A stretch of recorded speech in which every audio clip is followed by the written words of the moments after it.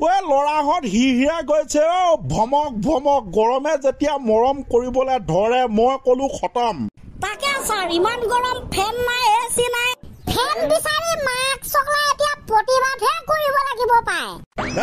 কথা কয় প্ৰতিবাদ কৰে জিন্দাবাদ মুন্দাবাদ আৰে দিম নহয় দিম মই এচি দিম এচি ন অলপ ফেন দিম ধৈৰ্য ধৰ কিন্তু আজিৰ দিনটো কটাবলৈহে চিন্তা হৈছে পায় কেনেকে কটাং ছাৰ ইয়াকে কোৱা হয় নাই আজি হততা উপায়বিহীন জনতা বোলে কেছে হুৱা কিউ হুৱা ইতিনা গৰম কেছে হুৱা ইতিনা গৰম কিউ হুৱা উপায় নাই গৰম দিনত গৰম নুঠিকি এতিয়া ঠাণ্ডা লাগিব বুদ্ধাকেইটা অকণমানিও কমন চেঞ্চ নাই ইহঁতৰ আমি দুখীয়া মানুহ না স্কুললৈ আহিবলৈ এখন চাইকেলে কিনিব পৰা নাই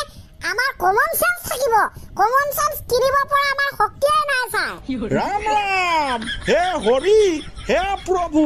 এইকেইটাই ভাবিছে কমন চেঞ্চ খোৱা বস্তু পিন্ধা বস্তু নে কি ছাৰ জানো এতিয়া এইটো বস্তু কি হয় আকৌ ক্লাছ 9ৰ ছাত্ৰবিলাকে নাজানে মই কেনেকে জানিম দে ঠিক আছে ক্লাছটো আমি কৰো দে তহঁতে ৰাজনীতিৰ বিষয়টোৰ কথা শুনিছ নিশ্চয় শুনিছ মিলিয়া ছাৰ অসম দেশৰ ভীষণ কথা ৰাজনীতিৰ বিষয়ে নাজানিলে ৰাজনীতিৰ কথা নুশুনিলে কেনেকৈ জীয়াই থাকিবা এনে বাৰু তহঁত ডায়লগ দিয়াত উস্তাদ দে বাৰু ক তেনে ৰাজনীতি মানে কি ৰাজনীতিৰ ডেফিনেশ্যন কি ৰাজনীতিৰ সংজ্ঞা কি ৰাজনীতি আচলতে কি বস্তু ছাৰ ডিটেইলছত বুজাই ক'ব লাগিব নে একদম ডিটেইলছত ক বুজাই ক কেইদিনমানৰ আগৰ কথা বতৰটো আছিল সেইদিনাখন হেমেকা ওপৰত উৰাজাহাজ নদীত নাও কুলু কুলু কুলু কুলু কুলু কুলু গছৰ তলত এটা কুকুৰ আছিল ভুকি ভক ভক ভু ভু ভক ভক বুদ্ধাহঁত আৰে তহঁতে কৈ আছ কি তহঁতে ৰাজনীতিৰ কথা কৈছ নে কিবা সাধু কথা কৈ আছ মই একো ধৰিব পৰা নাই আমিয়ে ধৰিব পৰা নাই আপুনি ছাৰ কেনেকে ধৰিব পাৰিব মানে ছাৰ গম পাব দিয়ক শুনি থাকক সব মিলি যাব আমি ক'ত ৰৈছিলো কুকুৰৰ ভুকভুকনি তাৰ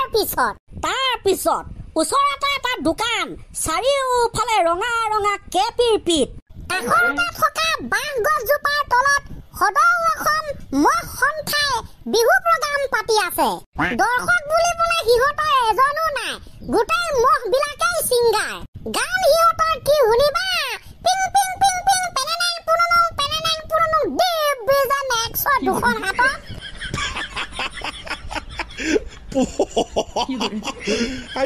কৃষ্ণ কৃষ্ণ প্ৰভু বৰ বেলেগ ধৰণৰ প্ৰগ্ৰাম পাতিছে দেখোন মহ বিলাকে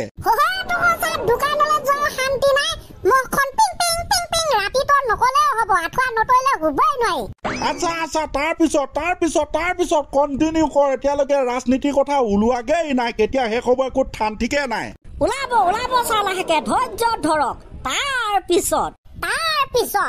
দোকানৰ কাষৰ জেউৰাখনতে দুচুপামান আছিল গোবৰ কোনে হাগিলে হৰি হৰি যেনে তেনে পাছিলো গোবৰ গছকি লৈছিলো পৰি গোবৰ কোনে হাগিলে হেনো আৰে ছাগলীয়ে নাহাগি কোনে হাগিব গোবৰ কচোন কোনে হাগিব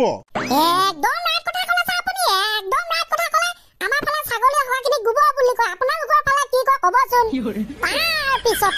তাৰপিছতে দোকানটো দুয়োফালে দুটা ঘৰ এঘৰত কণমানি এটা পঢ়ি আছে কিতাপ আনফালে আকৌ এটা কণমানিয়ে খেলি আছে পাবজি কি পৰিৱেশ ৱাহ এফালে এটা দোকান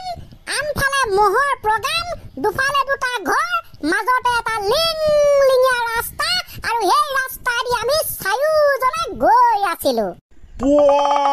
ৰাস্তা পাইছগেহে আপুনি ইমান অধৈৰ্য নিচিনা কৈ ফুৰে ৰাস্তাটো পালোংগে মানে ৰাজনীতি পালোংগে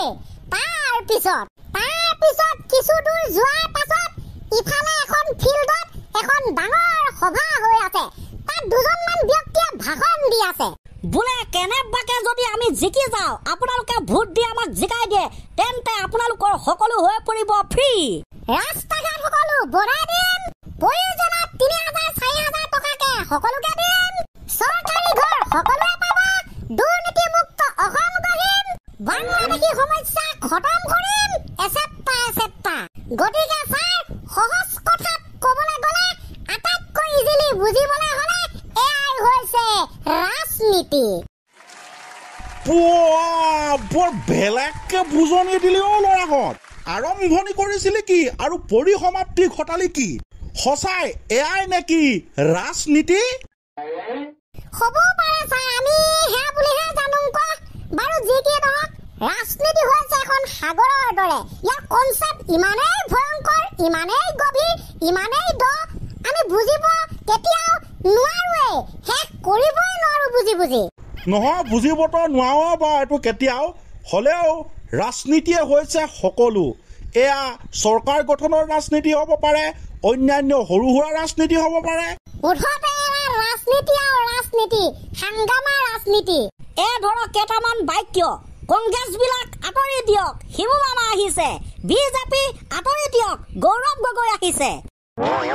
কোনোবাই কৰি দিলে প্ৰশ্ন 2026ত আপুনি কাক অসমৰ মুখ্যমন্ত্ৰী হিচাপে চাব বিচাৰে হিমন্ত বিশ্ব শৰ্মা ডাঙৰীয়া ভাৰ্চেছ আপোনাৰ গৌৰৱ গগৈ ডাঙৰীয়া দুজনৰ নামে লৈছো উত্তৰ দি দিলে আপুনি এয়াও ৰাজনীতি কাৰণ ৰাজনীতিৰ অবিহনে নিৰ্বাচনৰ অবিহনে কোনে হ'ব অসমৰ মুখ্যমন্ত্ৰী